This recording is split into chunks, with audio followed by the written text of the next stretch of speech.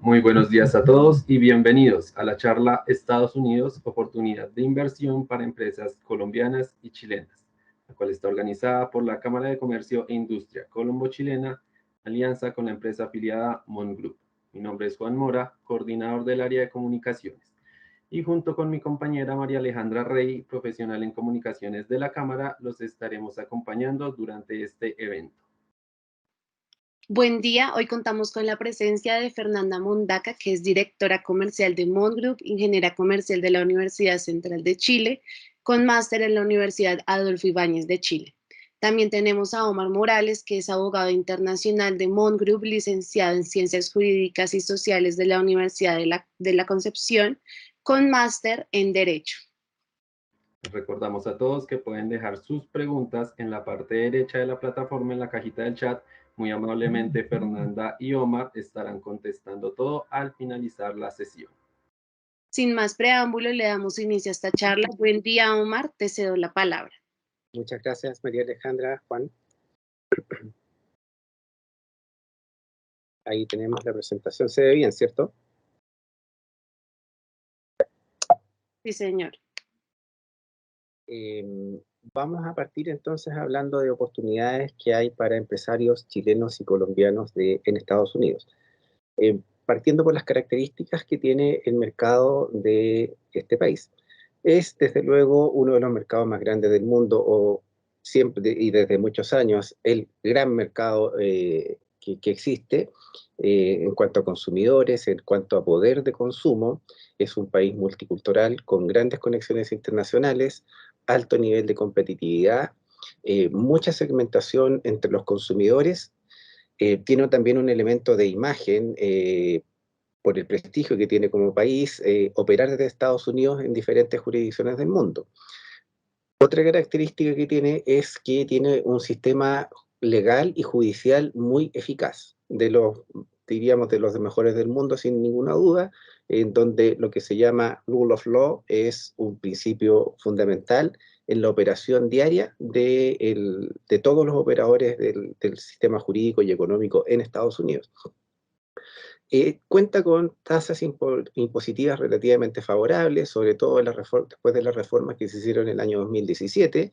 Existen también, y según estados, porque como ustedes saben, Estados Unidos es un país federal, y cada estado es bastante independiente uno del otro. Desde afuera se ve como si fuera un solo país, pero desde dentro se ve como si fueran varios países. Y lo interesante también que tiene, a raíz de lo que ya conversaba, de la solidez institucional, es la posibilidad de hacer efectivos los contratos. Porque no es lo mismo firmar un contrato que al final no va a servir de nada, que firmar un contrato que usted sabe que si no se lo cumplen, va a llegar a tribunales, se va a revisar, se va a discutir y finalmente se hará cumplir cuando una de las partes se ha mostrado reticente a satisfacer las obligaciones que él mismo se obligó cuando contrató con la otra parte. Ahora, dicho lo anterior sobre las características de Estados Unidos como mercado, ¿cuáles son las motivaciones que tiene la gente en general para establecerse en Estados Unidos?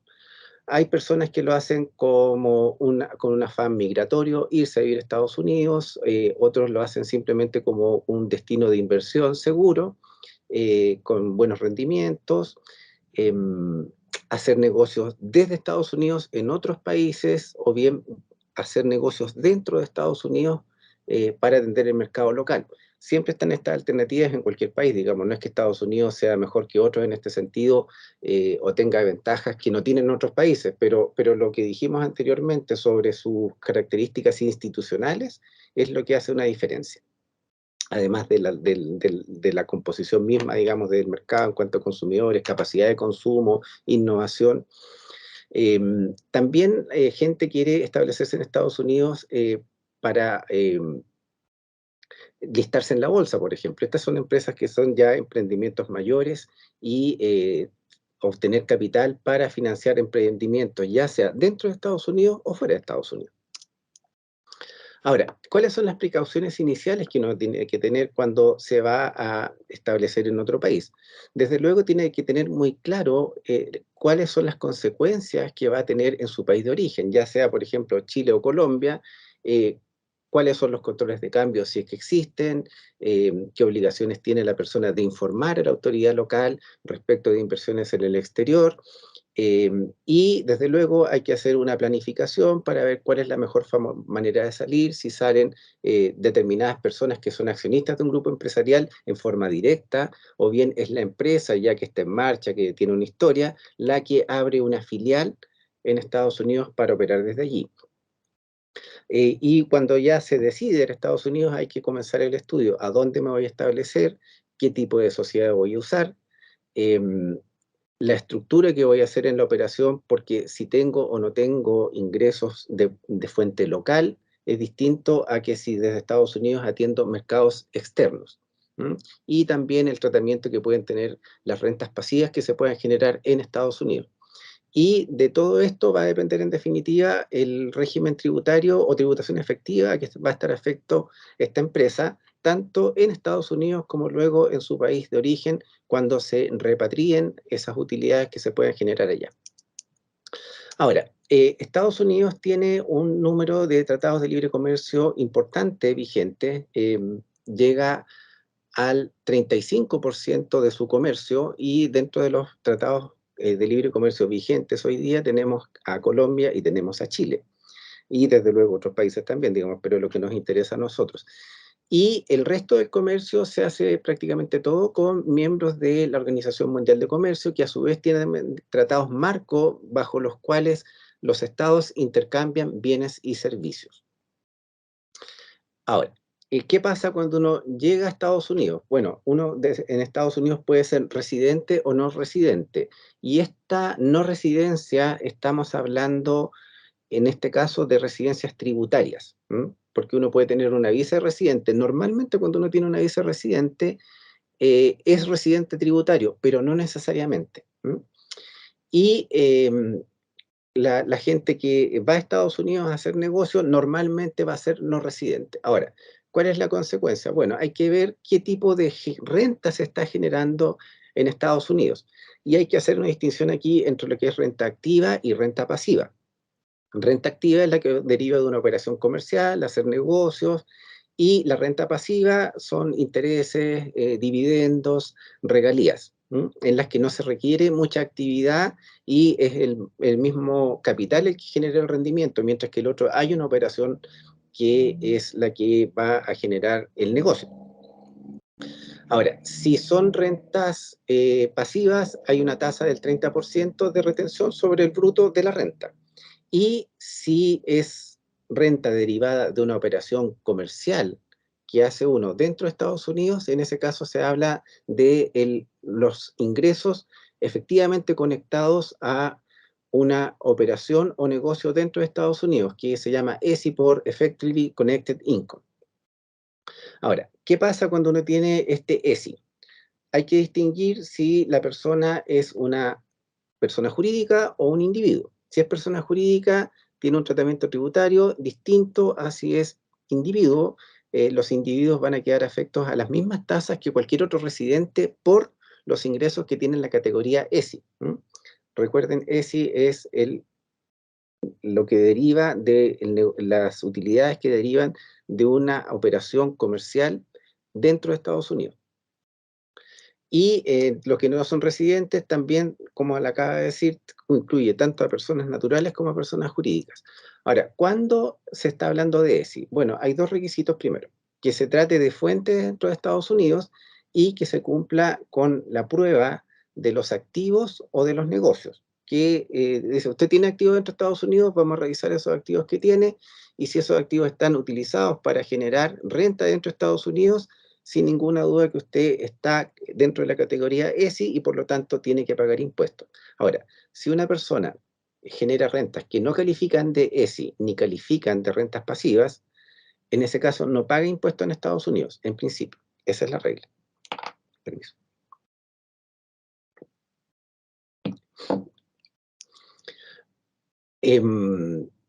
Ahora, ejemplos de actividades que de la prueba esta del negocio, en ese caso se trata de, por ejemplo, empresas que prestan servicio dentro de Estados Unidos. Si dentro de Estados Unidos se genera un negocio que produce royalties o pago de licencias u otros intangibles desde Estados Unidos, compañías de inversiones que obtengan ganancia de capital y brokers que comercian sobre valores. Ahora, he mencionado que existen tasas personales para los individuos que hacen negocios dentro de Estados Unidos y cuyas rentas son ESI y no son rentas pasivas. En ese caso, la tasa es una tasa progresiva a nivel federal, porque también hay impuestos a nivel estatal, como vamos a ver más adelante, que parten en el 10% y llegan hasta el 37% para gente que genera ingresos sobre los aproximadamente $540.000 al año.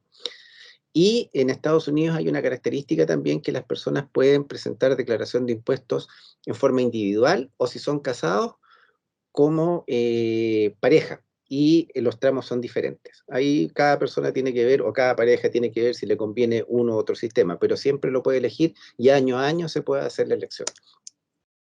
Ahora, las personas jurídicas que existen en Estados Unidos, las formas societarias, digamos, hay básicamente dos, aunque en el papel pueden parecer que hay muchas, pero en la práctica las que más se utilizan son la sociedad anónima, que en Estados Unidos se llama corporation, y la sociedad de responsabilidad limitada, que es la Limited Liability Company, LLC.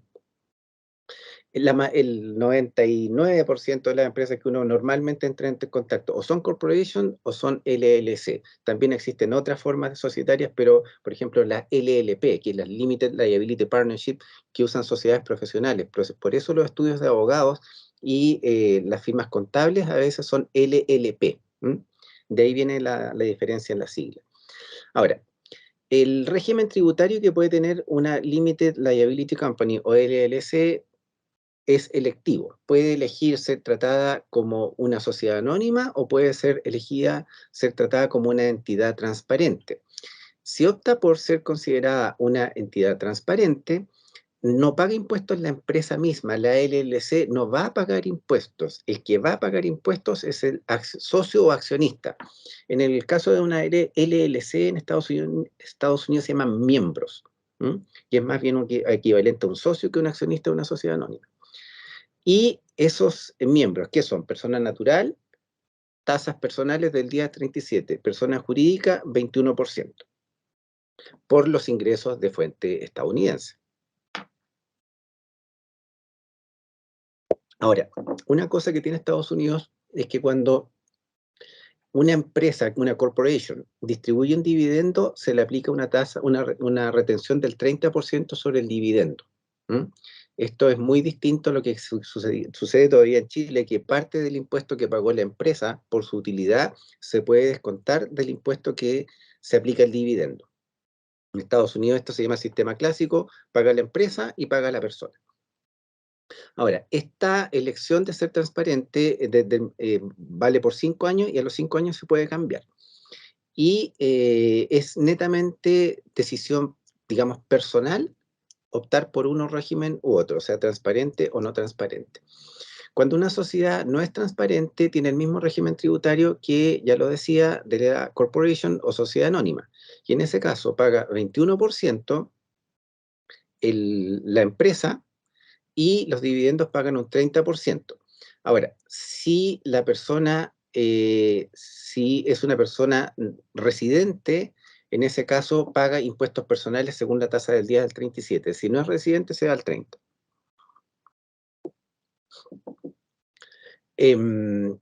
Y bueno, eso aplica tanto para la LLC no transparente como para la corporation, según ya les decía. Otro impuesto que existe en Estados Unidos es el denominado Branch Profit Tax, que es el impuesto a la ganancia de la agencia. Cuando uno tiene una agencia y la agencia no es una personalidad jurídica separada de la matriz, como ocurre en relación matriz filial, aquí es matriz agencia, La agencia es la misma persona jurídica. Una agencia no distribuye dividendos a su matriz, porque es la misma persona jurídica. Entonces, en Estados Unidos existe el Branch Profit Tax que dice, mire, es verdad que usted no es una filial, no es un dividendo, pero usted elige operar como agencia y no como filial. Y yo no le quiero dar una ventaja tributaria a que usted opere como agencia. Entonces, agencia o filial igual van a pagar un 30% sobre la distribución que se hace a título de dividendo o a título de remesa que hace la agencia respecto de la matriz. En general se usan poco las agencias para operar, en general en el mundo, digamos. Normalmente las empresas se establecen como filiales y un caso clásico en que se usan mucho las agencias son las aerolíneas.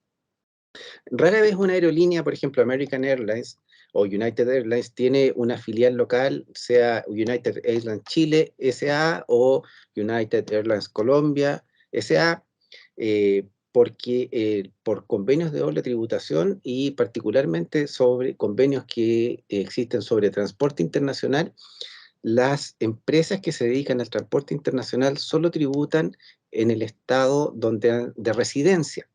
Entonces, cuando uno establece una agencia, la agencia no es residente del país en el que está establecida. La agencia no puede invocar un tratado de doble imposición, como sí lo puede invocar una filial. Entonces, se establecen agencias y ahí no pagan impuestos en el estado de fuente, sino que solo pagan en su estado de residencia. Ahora, vamos a nivel estatal. Como les había dicho ya anteriormente, y ustedes lo saben, Estados Unidos es un país federal, cada estado es bastante soberano sobre los poderes que puede tener y legislar.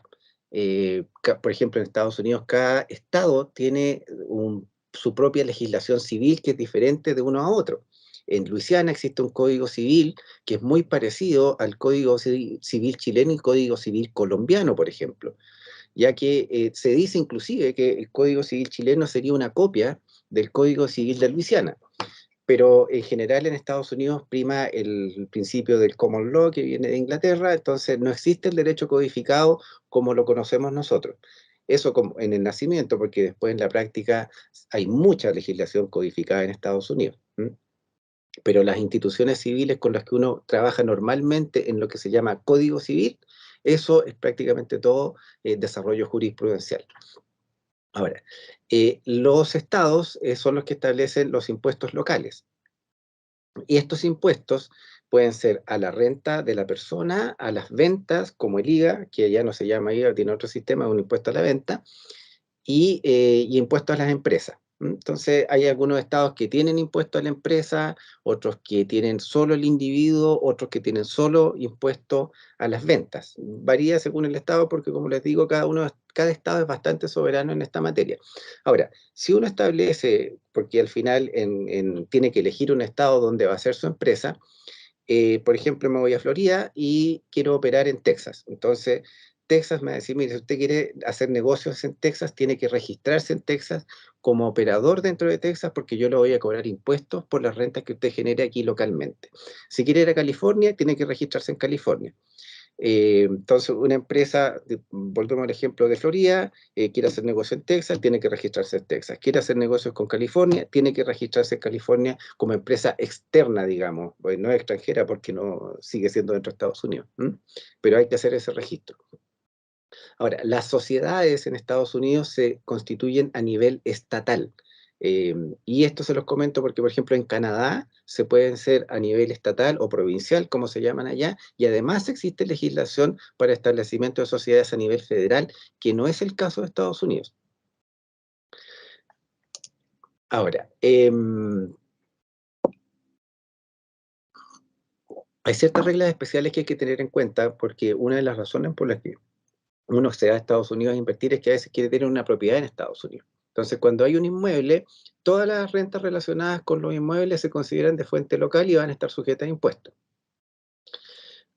Y podría el contribuyente decidir que se trate como ESI, pero si no, de todas maneras va a quedar impuesto porque la regla es que los bienes inmuebles, y eso también está establecido en prácticamente todos los convenios de doble tributación internacional, tributan en el estado fuente. Y en el estado de residencia verá si los hace pagar o no impuestos, y si los hace pagar impuestos, les tiene que permitir deducir como crédito los impuestos pagados en el estado fuente. Ahora, hay ciertas actividades que no califican como ESI, por ejemplo, mantener una cuenta corriente en Estados Unidos. Eso no significa que usted esté haciendo negocios dentro de Estados Unidos. Actividades preparatorias que no lleguen a generar ingresos tampoco calificarían de ESI en principio, pero es una línea bastante delicada, es un terreno resbaloso. Entonces hay que tener mucho cuidado cuando uno quiere operar dentro de Estados Unidos o no quiere operar dentro de Estados Unidos. A veces uno dice no quiero operar, pero al final termina haciendo algo que le dice, ah, no, pues usted está haciendo negocio en Estados Unidos, entonces todo lo que pueda generar en Estados Unidos, que uno dice en principio no estaba pagando impuestos, voy a terminar pagando impuestos. Entonces, por eso es muy importante hacer una adecuada planificación. Ahora, aquí les muestro en esta lámina los impuestos que existen a las ventas, que solo existen en Estados Unidos a nivel estatal. Por ejemplo, en Florida 701, en Georgia 737, en Nueva York 852, en California 882. Este es el impuesto a la venta. Generalmente cuando uno va a comprar en una tienda de Estados Unidos, ve la etiqueta del precio y cuando llega a la caja tiene que pagar más. ¿Y por qué? Porque allá el impuesto se le agrega al momento de la compra. Porque además no todo está afecto. No es como en Chile, por ejemplo, en que prácticamente todo queda afecto, cualquier cosa que uno compre queda afecta al IVA a tasa del 19%. Me imagino que en Colombia es similar. Allá hay muchos ítems de consumo que no están afectos a impuestos a la venta. A veces la ropa, a veces la comida. Entonces, por eso no se pone la etiqueta normalmente el impuesto, sino solo el precio neto, y luego en la caja sale la sorpresa del valor final a pagar. Ahora, los servicios en Estados Unidos no están afectos a impuesto a la venta. Es un impuesto, el impuesto a la venta, GST, como se le llama, General Sales Tax, y también varía según el estado como se le va a llamar, pero básicamente es lo mismo. Se cobra al consumidor y es en cascada, o sea, el que yo le voy comprando a alguien para revender, voy a ir afectando siempre el impuesto a la venta y no voy a poder descontar el impuesto pagado, que es como funciona el IVA, crédito, débito, y se paga solo la diferencia.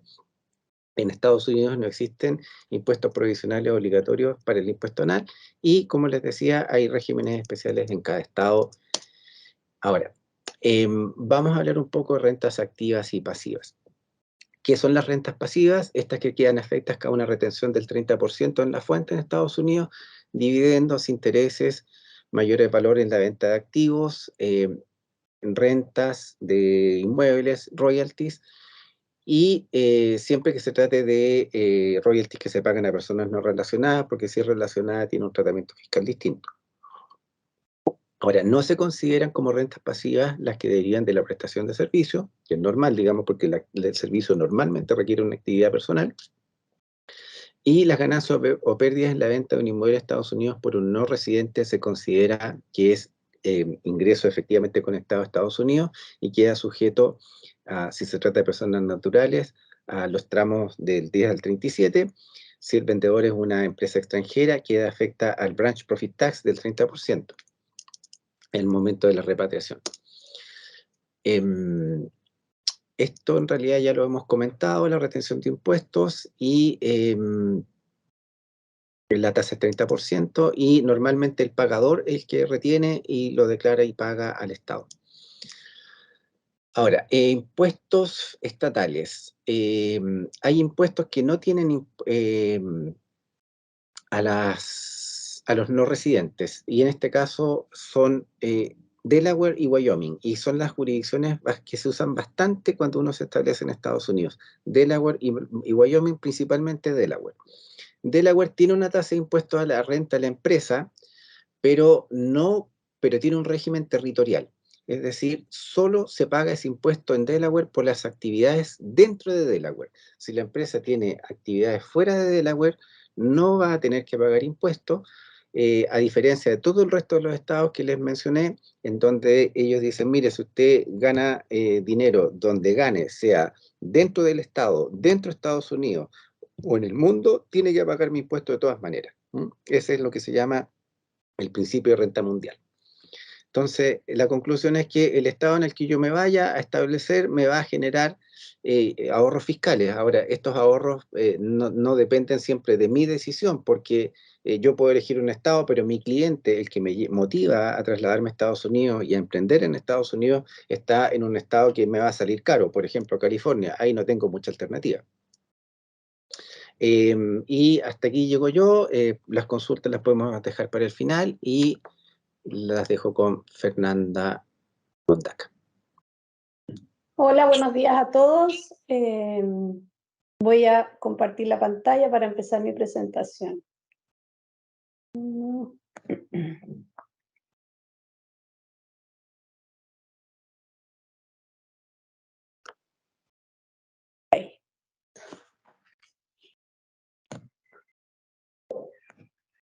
¿Me confirman que se ve bien, por favor? Se ve bien. Ya, perfecto. Bueno, a ver, aparte de mi presentación, les voy a hablar un poco ya de los aspectos más prácticos cuando una empresa viene a emprender a los Estados Unidos, que son las preguntas que más recibimos nosotros, nuestros clientes. Al final las empresas llegan y dicen, bueno, ¿qué tengo que hacer para empezar a operar a Estados Unidos? Y el primer punto, que puede sonar un poco lógico, pero muchas veces no lo es definir en detalle el modelo de negocio y analizar las responsabilidades fiscales. ¿Por qué? Porque por lo mismo que hablaba Omar hace unos minutos, al ser un país tan grande, donde cada estado es casi como un país de manera independiente, es muy importante entender dónde está la operación, dónde están los clientes y dónde están las responsabilidades de esa operación. Porque en el fondo, si tu empresa está en la Florida y en el tiempo empiezas a operar en distintos estados, van a haber cosas que son muy necesarias hacer. Por ejemplo, si estás contratando a una persona y a esta persona le tienes que pagar el impuesto de desempleo, este impuesto de desempleo se paga en solo un estado, pero para eso tienes que hacer toda una gestión para registrar a tu empleado como de otro estado, que sucede mucho, sobre todo ahora después del COVID, las empresas están contratando a distancia a los empleadores y están basados, su dirección fiscal está en otro estado y la empresa está en el secundario. Entonces es súper importante, más allá de obviamente del modelo de negocio en sí, entender bien cómo va a ser la operación. Como segundo punto, por supuesto, es crear la compañía en el estado donde se va a operar. Hay veces también que se elige el estado donde abrir la compañía por temas también más prácticos. Más adelante les voy a hablar del tema de las cuentas bancarias, de lo importante que son para la operación de la compañía, y muchas veces en algunos estados es más fácil abrir la cuenta de banco que en otros. Por lo tanto, también aquí toma relevancia el primer punto, porque en el fondo, si yo voy a tener más facilidad para abrir mi cuenta corriente, mi cuenta de banco en un estado, quizás después me conviene cambiar la operación y redomiciliar mi compañía en el estado donde voy a terminar operando. El tercer punto es obtener una dirección comercial fiscal dentro de los Estados Unidos. Acá nos sirven las direcciones virtuales, porque, a ver, uno puede crear una compañía. Aquí la creación de compañía es bastante más rápida que en los países de Latinoamérica. Acá es un proceso en línea, se completa y es suficiente. No es, por ejemplo, como en Chile, que hay que ir a una notaría, firmar los documentos. No, acá es solamente creación vía online. Entonces, ese proceso de creación, tú puedes usar una dirección fiscal, pero cuando ya, o sea, una dirección virtual, pero cuando ya empiezas a avanzar en los procesos que necesitas, la dirección virtual no te va a servir, porque, por ejemplo, el banco te la solicita que sea física, no que sea virtual. Después viene la obtención del EIN number, que es el número de identificación fiscal, que es muy importante obtenerlo. Este número fiscal, nos pasa muchas veces que los clientes vivieron en algún minuto en Estados Unidos porque vinieron a estudiar o porque los papás los trajeron, y en esa oportunidad tuvieron un Social Security Number. Para esos casos, los dueños de compañías con ese Social Security Number, es muy rápido la obtención del EIN Number, se demora 48 horas. Pero si no se tiene, es un proceso bastante más largo, que el último caso nos tomó como 7 semanas obtenerlo. Se llena un formulario, se manda y se solicita. Y el último punto, como les comentaba, la cuenta de banco. La cuenta de banco acá es muy importante, porque también les voy a hablar más adelante de lo importante que es la contabilidad o los movimientos financieros que tienen las compañías, y la base del control contable en Estados Unidos son las cuentas de banco. Por lo tanto, es una industria muy regulada. Los bancos están constantemente, por supuesto, cumpliendo los requisitos federales y estatales, pero también ellos están generando sus propias políticas internas para protegerse de todas estas regulaciones, que cualquier error les puede costar la cancelación de las licencias como entidad financiera. Entonces, todo lo que es obtención de cuenta bancaria es un tema que toma relevancia al momento de abrir una compañía. Si juntamos todos estos puntos, el tiempo total estimado para poder tener tu negocio operando son 9 a 11 semanas en el caso de no tener el Social Security Number, porque si lo llegan a tener, el punto 4, el número de identificación tributaria, demora muy poco, es muy, muy rápido, y ahí ya en 2 semanas podrían tener lista su compañía totalmente operativa. Como les contaba, las prácticas bancarias en Estados Unidos es un tema súper importante, es una industria súper regulada. Las entidades bancarias tienen sus propias políticas para protegerse. Acá el tema del lavado de dinero es un tema muy fuerte, por lo tanto el control del movimiento de las platas es súper regulado. Por eso también la residencia es un factor clave al momento de uno querer tener alguna cuenta en un banco, porque en el fondo antes no era así, hace 10 años atrás tener una residencia aquí, una dirección física no era importante, pero hoy día si tú no tienes o una cuenta de luz o una cuenta de teléfono, algo a tu nombre, los bancos, la mayoría no te van a dar cuenta de banco, y si te lo dan, obviamente los costos de mantención, de transferencia y todo lo que es movimiento de plata se hace mucho más complejo. De hecho, los bancos, algunos, no todos, tienen un área internacional donde precisamente toman a estos clientes que no tienen dirección como persona natural y les abren estas cuentas especiales, pero son bastante más complejas. El tema de la residencia, ojo, que no significa que tú vivas acá todo el año, pero mucha gente o muchos empresarios vienen, están un mes acá, se van 2 a Chile, vuelven, y eso sí los hace tener una cuenta de teléfono, una cuenta de luz para un departamento que quizás arriendan. Eso es válido. La dirección comercial tiene que ser comprobable. Algunos bancos, no todos, incluso van a las direcciones donde se registran las compañías para ver efectivamente si es una dirección válida. Bueno, ahí lo que les comenté hace un poco, hay algunos bancos que tienen un área internacional, pero los costos son son caros, o sea, estamos hablando de una mantención de 200 a 300 dólares pueden llegar. Los tiempos, los costos y los conceptos asociados a las transacciones, de eso va a depender el tipo de cuenta. Si se logra una cuenta regular para una corporación, los tiempos son bastante rápidos, pero igual no son tan rápidos y tan económicos como en algunos países de Latinoamérica. Aquí una transferencia para que sea inmediata hay que pagar cerca de 50 dólares, si no se demora 3 a 4 días, el depósito de cheque no es inmediato, porque hay mucho control del dinero. Por lo tanto, eso, si bien uno tiende a pensar que un país como este, la tecnología debería ser todo mucho más rápido, en el caso de las cuentas bancarias no lo es porque hay mucho control de los dineros. Por eso es muy importante estar monitoreando el mercado de las instituciones financieras, porque muchas veces los bancos, si bien le abren cuenta a las personas, por ejemplo, hace 10 años sin residencia, de un minuto a otro pueden decir, no, ¿sabes qué? Ahora solamente con residencia. Ya no lo vamos a hacer a gente que no tiene residencia. Y nos pasó hace, no sé, 2 meses atrás, que un banco con el que trabajábamos aceptaba este tipo de clientes y ahora no los acepta. Entonces es súper importante tener estas correcciones e ir mirando el mercado. Otro punto súper importante son las licencias y regulaciones. Es muy importante entender bien la operación para ver cuáles son las licencias que se requieren.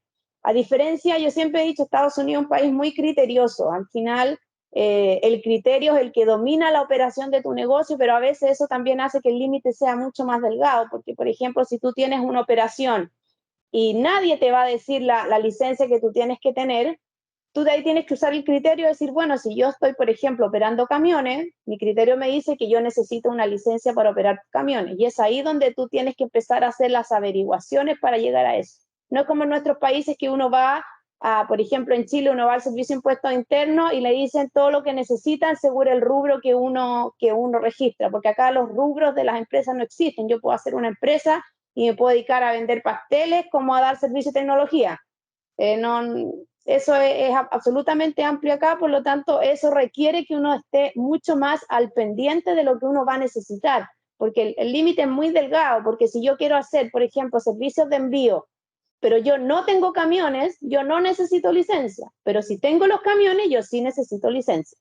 ¿Ya? Entonces es un mercado criterioso, pero también hay que ser muy cauteloso. Sobre todo también porque hay alto nivel de proteccionismo en algunas industrias. Por ejemplo, el tema de las prácticas, por ejemplo, médicas, las prácticas de construcción, de arquitectura. Si uno no tiene licencias para operar, no se puede, pues son industrias muy protegidas. De hecho, cuando llega un arquitecto a querer ejercer acá, tiene que estudiar prácticamente de nuevo para poder tener el título de arquitecto. Le pasa también a los abogados. Por supuesto, está absolutamente prohibido el ejercicio legal del servicio que se presta, ilegal, perdón. Si yo soy un abogado y quiero ejercer acá y no tengo una licencia local, la multa es bastante alta. Por eso también el límite es delgado del criterio que uno tiene para abrir un negocio, porque si yo paso la línea de la ilegalidad, me puedo meter en un gran problema y los costos son altos. Las leyes o regulaciones en todos los estados donde la empresa tendrá operación. Bueno, eso es un poco lo que les vengo hablando. Hay que estar preocupado de cada estado donde uno opera, hay que entender bien cómo funciona cada una de las cosas que uno hace.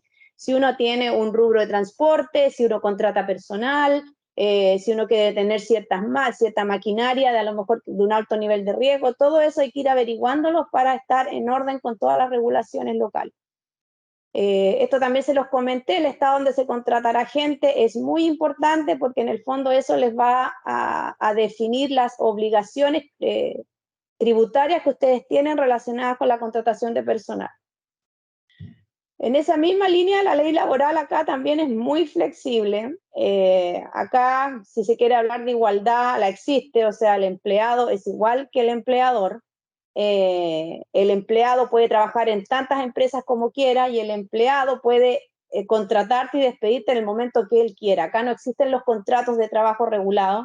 Lo único, es una ley que está regulada federal y por estado. Hay una ley federal que aplica a todo el país, pero también cada estado puede tener, hay algunos estados que son más proteccionistas, por ejemplo California, pero no es tan proteccionista como los países de Latinoamérica, sin ninguna duda.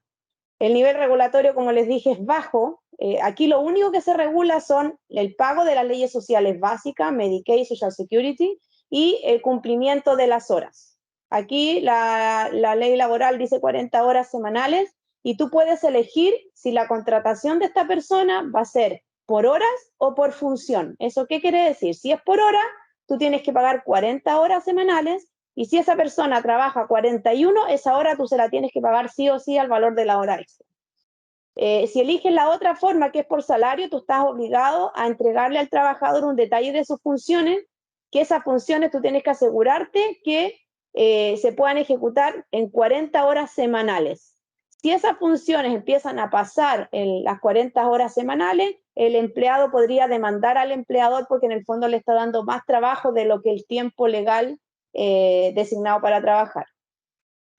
Pasa también por esta poca flexibilidad, o sea, este poco nivel regulatorio de las empresas, que las empresas más grandes, estamos hablando, que sé yo, Coca-Cola, Pepsi, Royal Caribbean, tienen algunas regulaciones internas y adicionales, porque si bien la ley es poco rígida, estas grandes empresas tienen un poquito más de control, ¿ya?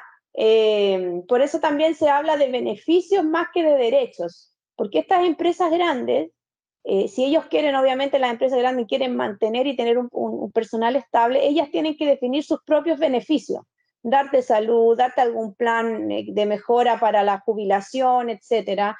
Y todo eso va sumando y va permitiendo que el personal de estas empresas sea más estable, pero eso es absolutamente interno, no es algo que la ley exija, pero por eso se habla más de beneficio. O sea, yo tengo el beneficio de salud o de un seguro complementario de salud más que un derecho a la salud. Lo que sí está muy regulado son los derechos que están relacionados con el abuso, maltrato, discriminación. Eso sí, aquí es muy, muy regulado. Acá de hecho, yo creo que muchos de ustedes quizás escucharon que los currículum o los currículum vitae se llaman en Chile, aquí se llaman resumen. No se puede poner foto, no se puede poner dirección, nada que tenga que ver con algún grado de discriminación a la persona. Eso sí está súper regulado. Los contratos, como les dije, no existen, pero sí existe la posibilidad de hacer un contrato usando un abogado local. Eso sí se puede hacer, pero eso es absolutamente un acuerdo entre las partes, no a lo que exija la regulación local. Y por eso es un mercado súper flexible tanto para el empleado como para el empleador. El tío Sam es la forma coloquial que acá todo el mundo le llama al IRS, el Servicio de Impuestos Internos de Estados Unidos. opera 100% bajo criterio y confianza, es el elemento principal de la operación, pero como les digo, yo siempre repito esto porque al ser de confianza y de criterio, el límite es muy delgado. Entonces uno tiene que ser muy criterioso. Por ejemplo, si uno quiere ingresar comidas de negocio dentro de la contabilidad de la empresa, si son muchas comidas de negocio, obviamente va a saltar la duda por qué esta empresa está invirtiendo tanto en comidas de negocio, y empieza a saltar la duda que a lo mejor está pagando almuerzos familiares como parte de la compañía. Entonces hay que ser muy criterioso para operar en Estados Unidos, sobre todo lo que tiene que ver con la contabilidad. Si tú generas alguna señal de sospecha en el IRS, obviamente te va a caer una auditoría, y esa auditoría es señal de desconfianza y es como una marca que tú vas a tener hacia adelante. Por eso es muy importante el orden de la administración, porque si bien acá no se necesitan ni facturas, nada, o sea, todo lo que es documento, nada se requiere, ¿no? Por ley no tienes que tener nada. Las empresas sí lo tienen porque es necesario ordenar la administración, porque en caso que llegue una auditoría, tú, si puedes demostrar que en el fondo corresponde a gastos de la compañía, la IRS va a decir, ok, perfecto, y no vas a quedar manchado porque en el fondo vas a tener las pruebas. Pero es algo totalmente interno, o sea, no es algo exigido por la ley. Por eso también es importante no tomar decisiones en base a supuestos. Acá y en Estados Unidos es muy importante tener a alguien al cual tú puedes hacerle las preguntas de todas las cosas que quieras hacer, porque tomar decisiones en base a supuestos te puede costar muy, muy caro. Entonces, por eso es importante asesorarse localmente en cada decisión que se deba tomar. Un punto importante también para venir a operar acá a los Estados Unidos, el tema del visado. El visado obviamente es una pregunta que todos los empresarios tienen. No es algo fácil ni barato de obtener, pero es algo que sí se puede hacer. Aquí hay dos tipos de visado. Uno que tenga que ver cuando tú tienes una oferta de trabajo, y otro cuando tú no tienes una oferta de trabajo, que ahí cae el grupo de los empresarios que vienen a hacer inversiones acá.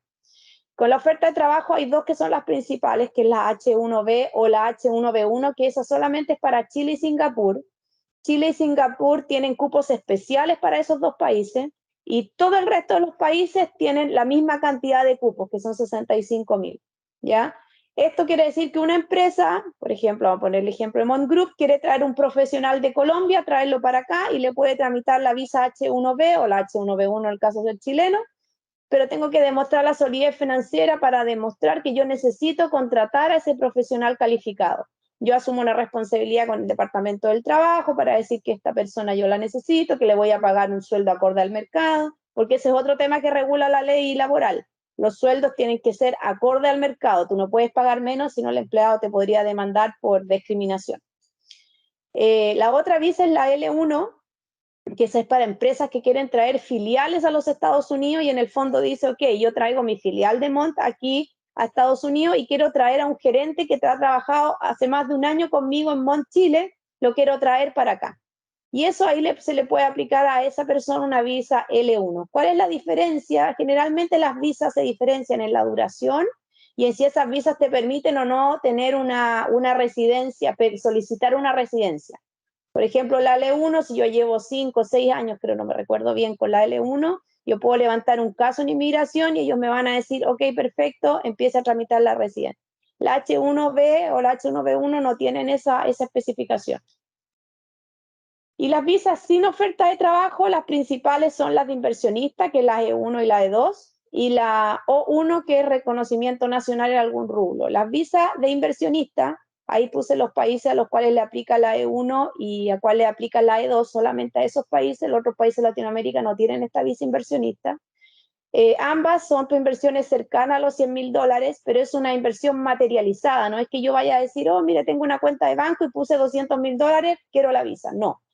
Tú tienes que tener una operación, tienes que mover un negocio que rinda aproximadamente $100.000, y cuando eso tú lo remuestres, tú tomas los antecedentes y presentas el caso de inmigración para que puedan procesarte la visa. ¿Y qué es lo que se hace? Los empresarios empiezan a venir con la visa de turista o el permiso de viaje arman el negocio, y cuando ya el negocio tiene la operación sustancial cercana a los $100.000, se solicita la visa.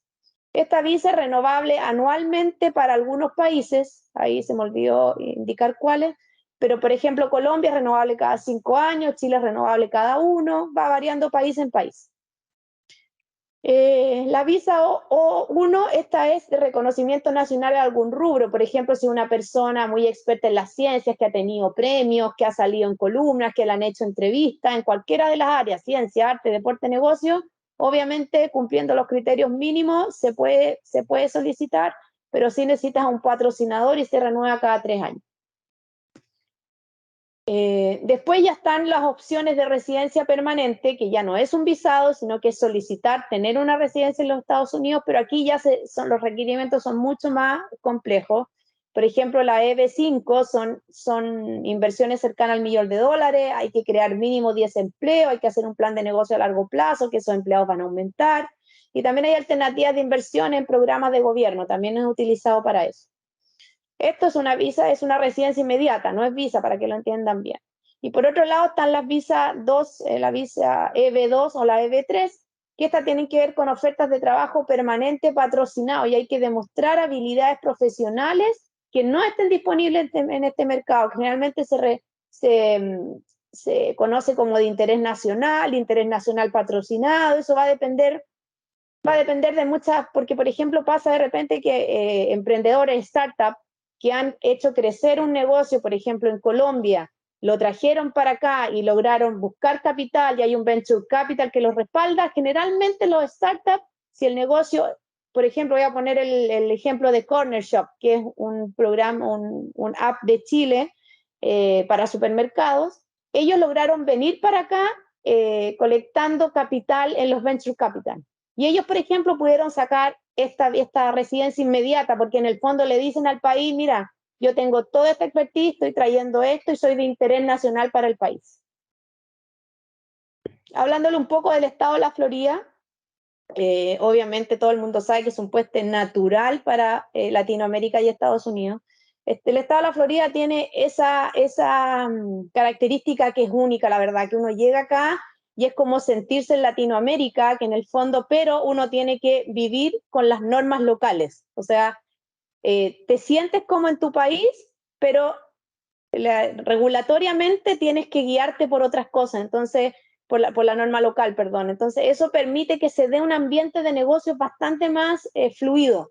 Y muchas empresas optan por, de manera natural, llegar a la Florida y después moverse al resto de los mercados, porque al socialmente sentirte cómodo en el ámbito de los negocios puede fluir mucho, mucho mejor, porque al final todos se tratan de ayudar entre todos porque están todos en la misma, digamos, tratando de llegar a Estados Unidos con una cultura latina, que no es, muchas veces no es fácil. Por eso ahí la conexión cultural que hay aquí con Latinoamérica en idiomas, costumbres, alta. Entonces eso facilita la entrada a los Estados Unidos. Es uno de los estados calificados como uno de los mejores para hacer negocio, precisamente por lo que les dije. También tienen temas tributarios y regulatorios que son bastante flexibles. Acá no hay impuesto a las personas, impuesto al ingreso, no hay, es solamente estatal, por supuesto hay federal. Aquí hay muchas empresas que comercializan no solo para Estados Unidos, sino que también para Latinoamérica. Es como un hub muy, muy, muy potente para empresas muy grandes. Por eso está en el ranking número 2 de intercambio comercial, por ejemplo, con Chile y con otros países de Latinoamérica también, siempre está como entre los primeros 5. Hay mucho apoyo local en las empresas que invierten en el Estado. Ellos están buscando que las empresas vengan para acá. Hay entidades que incluso les prestan dinero a las empresas para que puedan, extranjeras, para que puedan desarrollar sus negocios. Además pasó un hecho muy importante en Florida después del COVID, que llegó una llegada masiva de ciudadanos estadounidenses de otros estados, porque en el fondo con el COVID se empezó a demostrar que en el fondo los estados que son con un clima más amigable y con una regulación que esté más asociada al lado demócrata, perdón, al lado republicano en términos políticos, eran estados que permitió sobrellevar la nueva realidad del COVID de una manera mucho más flexible, y eso ha provocado la llegada masiva de gente. Por eso el mercado del real estate aquí está pero reventado. Un departamento de un dormitorio se pueden llegar a pagar $3.000, $3.500. O sea, el real estate es la muestra número 1 de cómo el COVID ha impactado al estado. Aquí un poquito para terminar les voy a hablar de lo que es Mond Group acá en Estados Unidos. si bien acá les voy a detallar un poco los servicios que nosotros tenemos, nuestra innovación en los servicios que nosotros prestamos, nuestro valor agregado, es precisamente que nosotros estamos con ustedes de la mano. Yo siempre digo, los tomamos como en el kindergarten y los acompañamos en todo el proceso de ese año que es el más difícil, porque es necesario tener a alguien que te vaya guiando, que te vaya preguntando. Muchas veces cuando empiezan las compañías acá no saben qué hacer. Entonces ahí nosotros, cuando están trabajando con nosotros, les vamos recordando, mira, tú estás seguro que esto es tu operación, y vamos de la mano. Ese es el mayor valor agregado que tenemos. Detallando un poco los servicios, el primero, y que se sustenta mucho por todo lo que habló Omar, que es una asesoría corporativa y tributaria inicial.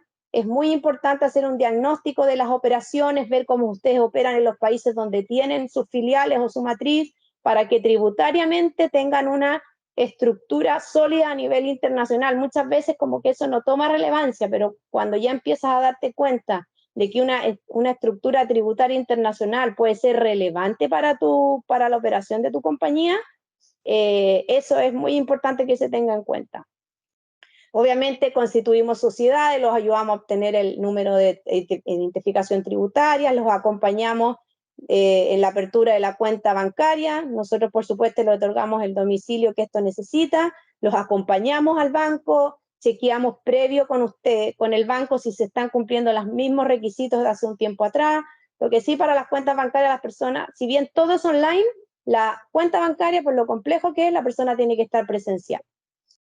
El tercer servicio que tenemos, que uno de los más contratados, es de hosting o corporate services, que en realidad ahí les damos el domicilio, los representamos tributariamente, les facilitamos los espacios físicos que tenemos en nuestra oficina, le llevamos el bookkeeping. El bookkeeping es el control del movimiento de tu cuenta de banco. Utilizamos un software local donde se alimenta la información de la cuenta de banco y vamos haciendo la categorización y las observaciones que se necesita, precisamente cumpliendo los criterios locales. Y por supuesto hay una asesoría general permanente en todo lo que está en operaciones que están relacionadas con el negocio, ya que es lo que yo les decía, o sea, vamos preguntando y vamos con ustedes de la mano para saber cuáles son las cosas que ustedes tienen que hacer para estar siempre en regla. Tenemos también un servicio de back office, que eso ya es un apoyo en las tareas administrativas para que los empresarios se puedan dedicar a la parte más comercial, y todo lo que es administrativo, vamos nosotros tomando el control de eso, obviamente coordinados con ustedes. También tenemos arriendo de oficinas privadas, también está dentro de los servicios. Los ayudamos con el payroll, que son las nóminas de contratación de personal. Los asesoramos en los temas de los visados, de estadía permanente, evaluamos cada uno de los casos, trabajamos por supuesto con abogados locales que nos puedan asesorar con eso y tomar la mejor decisión. Y finalmente tenemos asesoría en todo lo que tiene que ver con propiedad intelectual, tributarios, contratos, permisos, licencias y todo lo que tenga que ver con la operación. Finalmente, comentarles un poco por qué Mond Group, por qué nosotros podemos ofrecerle un servicio diferenciado. Es por los profesionales que nosotros tenemos profesionales en varios países, y todos esos profesionales tienen una alta experiencia, no es solamente personas que han llegado a operar este tipo de gestiones, sino que tienen una experiencia que los respalda, y también es personal que tiene una red de networking en los mercados que permite también estar siempre preocupado y tomar las mejores decisiones relacionadas con la operación de los negocios. Los profesionales son especializados, si bien es una consultora legal y corporativa, también hay gente del área comercial que permite ampliar, digamos, el área de apoyo a nuestros clientes. Por supuesto, tenemos un apoyo enorme en la etapa del landing. En la etapa del landing o llegada a un mercado es muy costosa, por lo tanto ahí nosotros también entendemos esa parte y nos tratamos de adaptar a la realidad de las empresas. Hay una asesoría integral acorde a la operación de cada negocio. Estamos conectadas con la entidad y organizaciones locales para iniciar la operación en Estados Unidos. Estamos monitoreando periódicamente los posibles cambios regulatorios, ya sea en los bancos, a nivel federal, el IRS, etc. Y por supuesto hay un apoyo permanente sobre la cultura de hacer negocio de Estados Unidos, que eso es muy importante. El solo hecho de decirte que tienes que dar una reunión puntual puede ser de repente un factor decidor para que puedas cerrar los negocios. Bueno, acá en la presentación van a quedar las direcciones y los datos de donde tenemos oficina, para que ustedes puedan tenerlo en su registro. Eso sería, gracias. Muy bien, muchas gracias Fernanda y Omar. Por el momento no tenemos ninguna pregunta. Cualquier pregunta que nos esté llegando se las estaremos remitiendo a ustedes. Agradecerles por toda la valiosa información que nos brindaron hoy. Por supuesto también a todos los asistentes, agradecerles su tiempo, su participación. Y desde la Cámara Colombo-Chilena les deseamos a todos un feliz día y una excelente jornada. Hasta luego. Gracias. Buen día para todos.